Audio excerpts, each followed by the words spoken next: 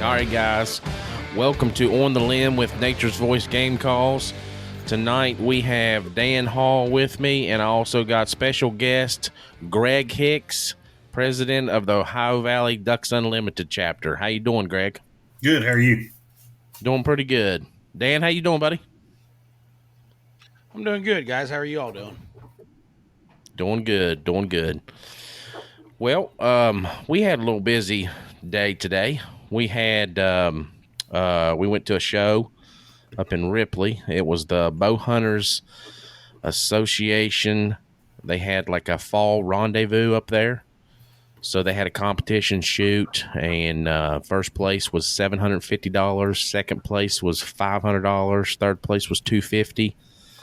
And I think they even did fourth place at $150. So we had a good time up there. Met a lot of good, great people. Was that just certain people? No, that was you had to qualify. You had to have two qualifying rounds to get into the competition event. So, well, Greg, we're wanting to talk waterfowl. So, Ducks Unlimited. What is Ducks Unlimited?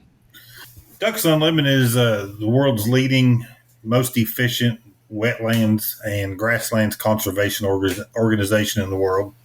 DU was started in 1937 by a bunch of farmers out in the Dust Bowl that they had severe drought conditions and everything, and they were just shooting and harvesting for table fare and selling to the market hunting. So they said, man, if we don't take care of our resource, if we don't keep their breeding habitat and whatnot in check and in a healthy state, we're not going to have these birds forever. So they created a conservation organization, and again, it's been running since 1937. So I think we're in our 85th year now. Awesome. Wow. So it's mainly for the duck itself. I mean, it's for the wetlands and the habitat for the animals, so that we can keep enjoying them, right? Yeah, you would surmise that by our name, but you got to think, we do wetlands and grasslands conservation, and wetlands play such an integral role in everything. Everybody, 900 different species of animals and organisms, including us humans, use water. We have to have clean water. So they use, wetlands down south. They had the big oil spill. They had a lot of oil influx into the tidal marshes and wetlands down south, and the bugs and the microorganisms and everything in it took it all away. It made it went away. It did natural attenuation, cleaned it up. They were going in to clean it up, and it was gone. So, it's not just for the duck. It's just not for the goose. Everything benefits from what Ducks Unlimited does. That's just the name they chose. That's just the name they chose because that was their passion. Yeah.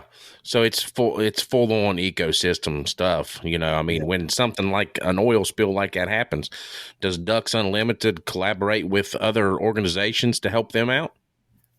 I don't know on a grand scheme of things, but I know that what we do helps, because it's already in place. Yeah, I've seen them on the oil spill side of things. I have seen them collaborate, like you said, with the other companies and helping out with the wildlife and such too. That's awesome. So you have a banquet coming up here. You all have banquets every year to draw new members and attention to the efforts that you are doing within Ducks Unlimited. So tell us a little bit about your banquet you got coming up. Yeah, so our West Virginia banquet here in the Huntington area, it's the Ohio Valley chapter. We typically have our banquet every fall. It's been in the first week of October. The past couple, we've taken it to the last Thursday in September just because it works good for, a lot of stuff going on. But, we have an annual fundraising banquet nationwide. There's over 3,000 of these a year, and that is the bread and butter of what Ducks Unlimited does. That's where they get, I don't know the number, but well over 75% of their funds to do what Ducks Unlimited does. and that's conservation. So, Wow. and each state has several. We have 6 chapters, 6 fairly active chapters in our state. So there's bound to be one around, but yeah. We take and we have auctions, silent auctions, live auctions. We got raffles, we got games, we have whatnot. I mean, Mike, Dan, have you been to one of ours? Um, I Yeah. believe I have. That's the one we bought the table for, right, Michael?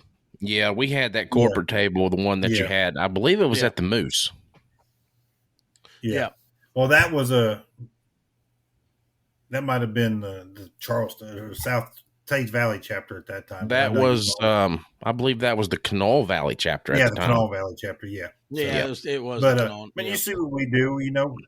We have the games, we have the raffles, we have all the fun stuff, and again, in a night. I think last year, the first one since COVID took over our daily life.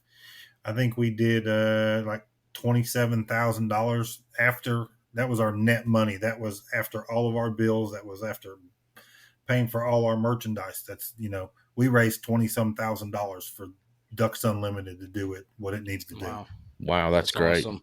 So Yep, that's really awesome. So what's the demographics when it comes to these banquets? What kind of age group are you seeing of people coming in? Are you seeing any, youth coming into these things, or is it just, older people with the money? well, it's going to depend on where you're located. You're going to have a completely different venue in Arkansas versus Missouri versus California versus us.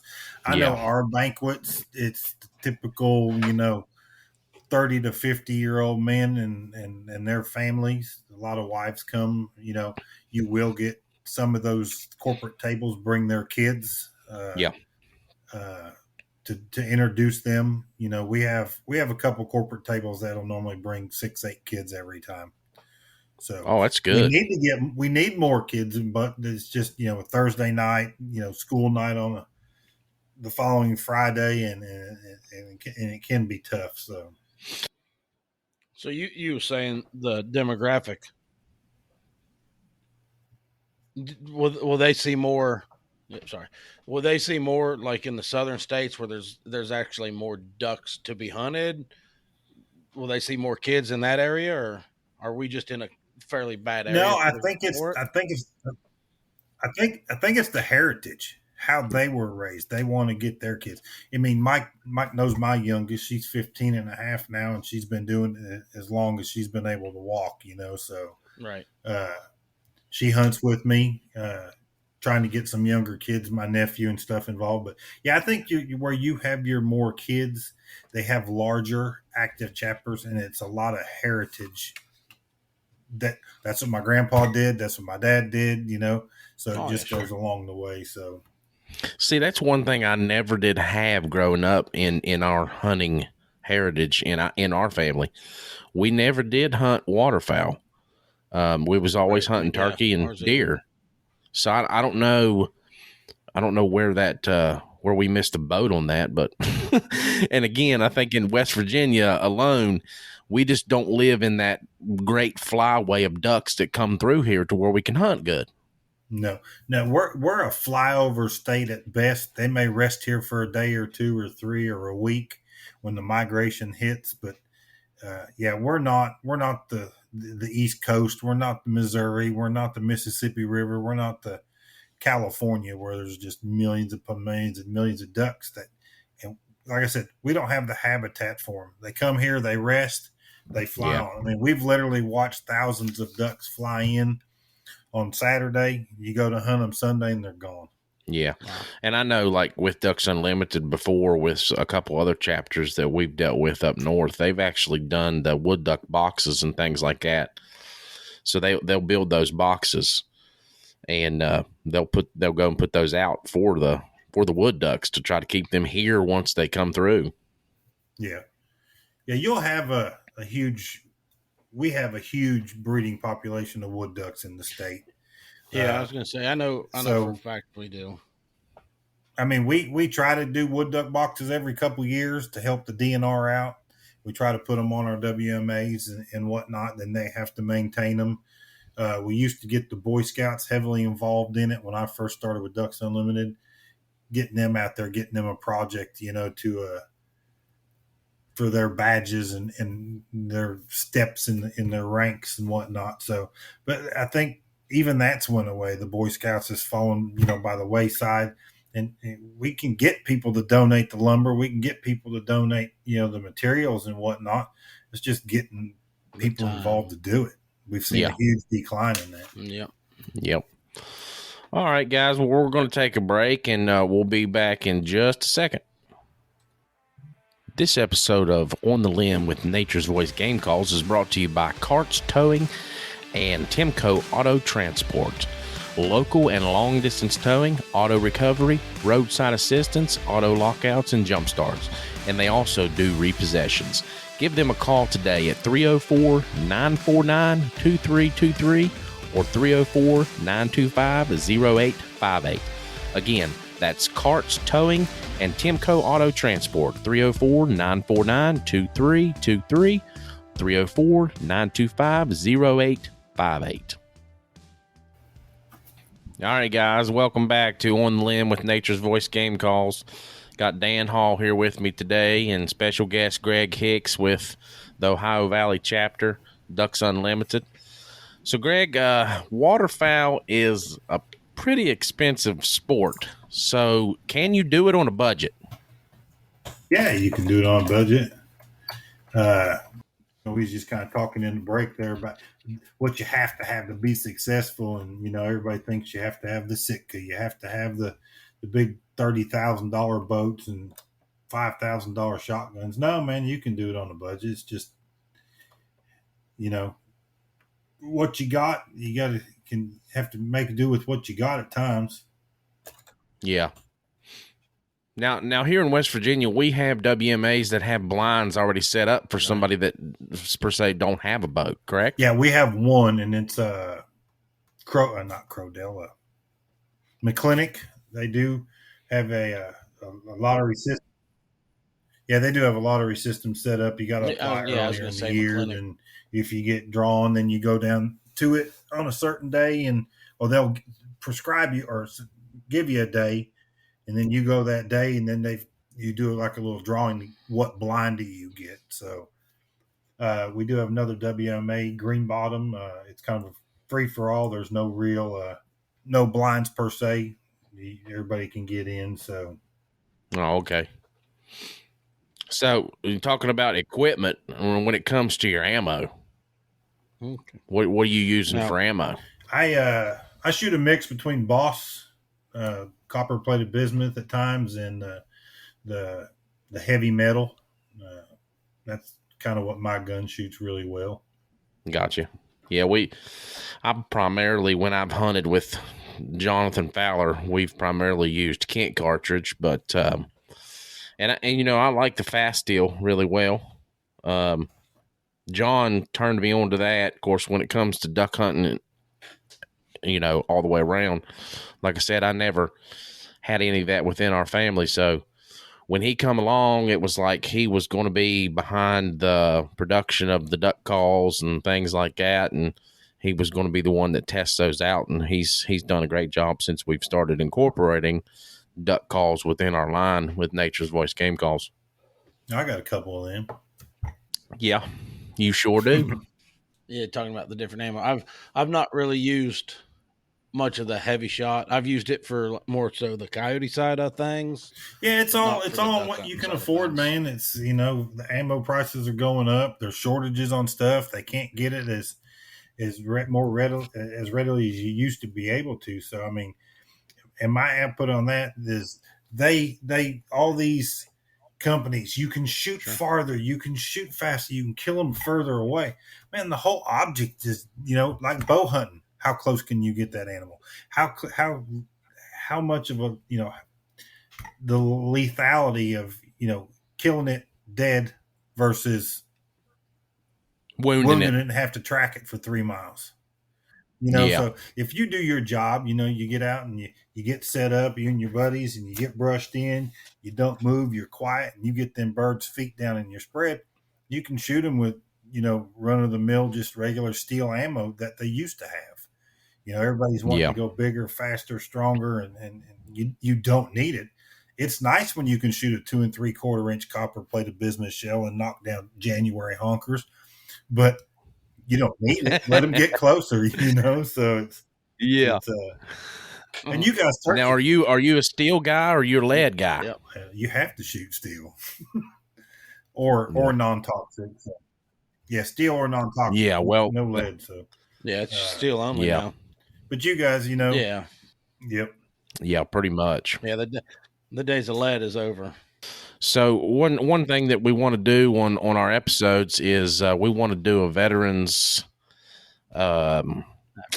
shout out. So, Gregg, you have veterans. Well, salute to veterans, pretty much. Yeah. So, Gregg, you were in the military. Tell us a little bit about your time in the military. Joined the U.S. Navy straight out of high school because I wanted to see the world and get paid for it. So I did joined in 1989, spent 10 years when I went through Desert Shield, Desert Storm. Never really in any active stuff, but was, support for the Marines and whatnot that did all the actual heavy hitting. So, but I mean, I got to see the world, man. It was great. Yeah. Well, we thank you for your service. I was on 4 of my 10 years. What ship was you on, or was you on any ships? Started off on a frigate and then an auxiliary rescue and salvage. Nice. We did, if you guys remember TWA Flight 800 that crashed up there off New York, that auxiliary rescue salvage, we had divers. We were our ship. There was 3 of us up there. We were responsible for recovering as many bodies as we could in parts of the airplane. So wow, it was pretty cool. Yeah. Okay. Nice. Yeah. Been around the world nice, several. Been around the world several interesting, times, and to say the least. Just a blast. Well, we thank you for your service. I appreciate it. For sure. I mean, that's one thing that I think is not mentioned as much as it should be. We should be talking about our veterans and our soldiers overseas, active or non-active. I mean, it's because of them that we can sit here and do this today, And that's why I'm active in the Patriot Guard here in West Virginia as well, too. So try to not let any veteran go to the grave unescorted with a final goodbye and a thank you. Yeah, that's a great thing. I know. I know he's talking about the ducks and stuff.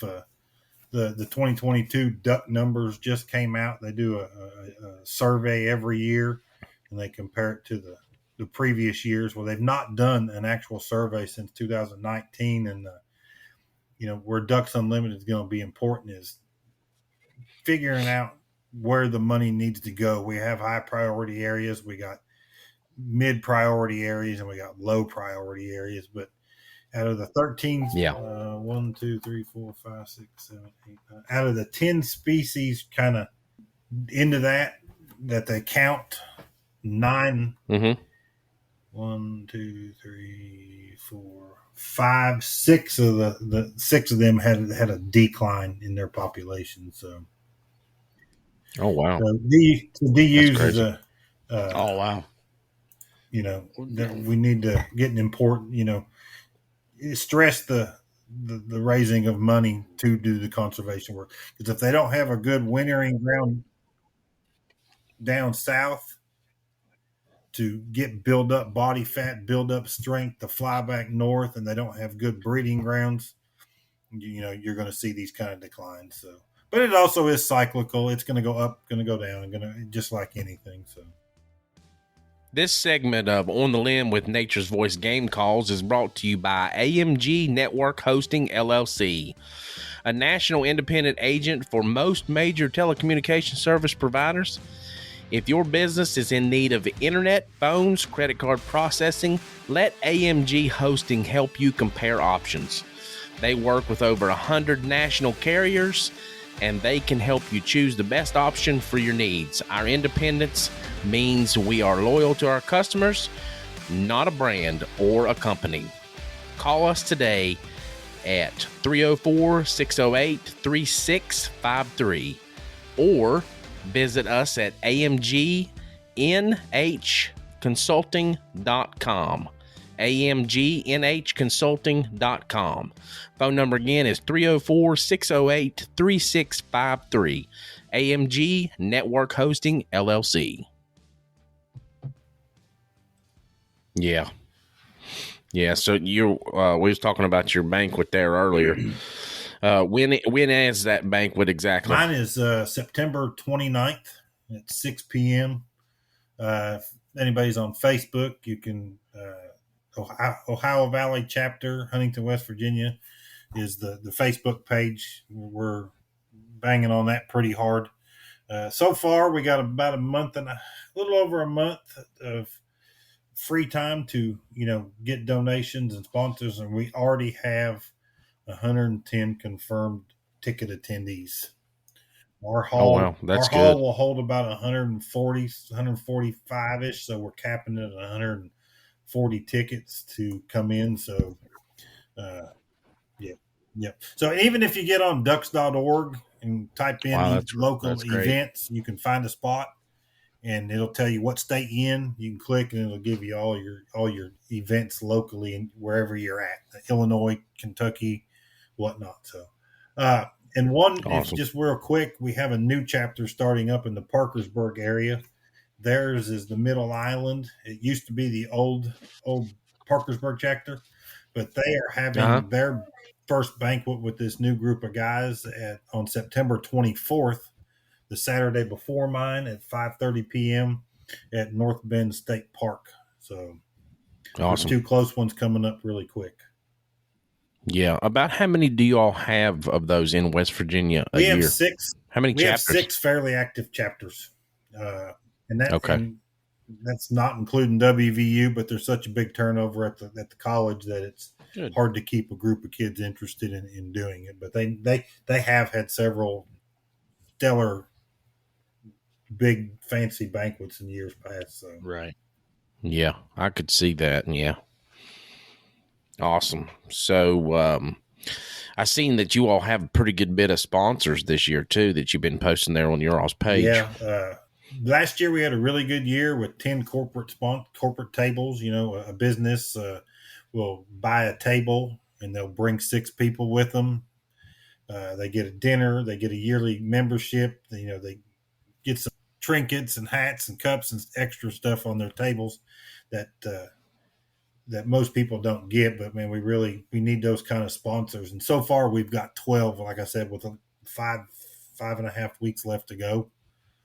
So we're gonna be pushing it out the door this year. I know that one year that we done it, man, we had a blast and it was surprising. I mean, you all did a really good job. The food was good. We had the corporate table, we had it full, and there was all kinds, like you said, of just extra gifts and things there for the corporate guys and the companies to enjoy. Yeah, but we got and you even got tickets. Yeah. You even got tickets for your live and silent auctions too. Well, it was for the bucket raffle type stuff, but yeah, we got tickets from kids starting at $25 to $70 for a single, 100 for a couple, all the way up to $725 if you want to do a bronze corporate sponsorship and whatnot. So yeah, but now when you come to these banquets, your membership is also included with the price of the banquet, correct? Yes, you get a 1-year membership. You'll get some stickers and whatnot. You'll get a magazine every few months and a yearly year membership. Okay, cool. Awesome. Well, I think that's going to wrap it up for this evening. We appreciate you being with us, Greg. It was nice having you. No, absolutely. Anytime, that. And I thank you for having us and get a chance to put the banquet out there. It was great talking with you. People that may not follow Facebook or whatever. So just a different arena of people that it may touch. So. Yep, definitely. Any way we can help you get the word out, we try to do it, buddy. We appreciate you much. Yeah. Facebook and Instagram has been we hired a lady this year for marketing, man, and and that's where most of the stuff you guys are seeing that I share, Yeah. she's coming up with, because I can't do that. That's good, man. I mean, you got to have somebody like Oh that. yeah, well worth it. Yeah. And one thing, if you don't mind, if you're interested in volunteering, reach out to somebody. I mean, Mike's got my contact, Dan's got my contact.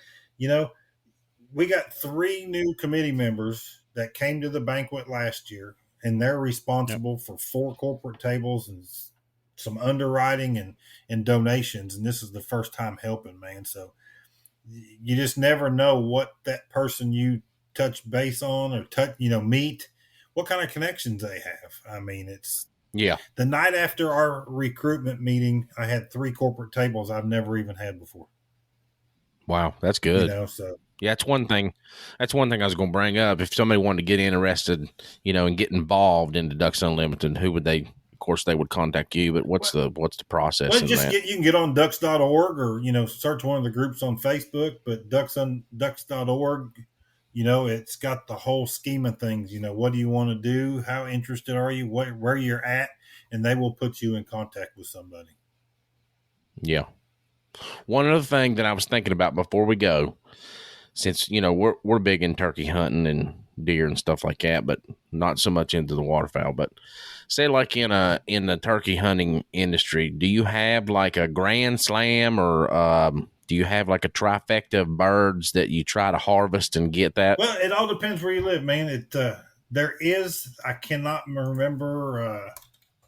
Let me see if I can pull it up. There is a waterfall grand slam.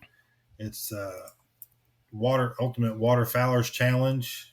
They've got something that goes out there. But I mean, there's only so many species of birds, and you're not going to, whatever you get on the West Coast, you're not necessarily going to get on the East Coast. What you're going to get up north, you're not going to get down south, and vice versa. So you would have to travel quite a bit. But I can't remember exactly how many, all 41 Grand Slam waterfowl species. So, but goodness. You have to travel to do it. Just like your turkeys and your Merriams and your Rios and your whatever you got. So, yeah. Yeah. Well, 4 is a lot easier to get than 41. Yeah. Goodness gracious. A whole lot cheaper. Yeah, sure is. All right. Well, we're going to sign off for tonight. Everybody, thank you. Dan, we thank you for being on here with us tonight, bud. And Greg, we appreciate you coming on, buddy, and talking with us. Yep, no doubt. Yep, no. Yep. I appreciate it, guys. Greg, I appreciate the input. That. And we look forward to September seeing 29th, guys. All right, thanks, guys. Take care. All righty. Have a good night.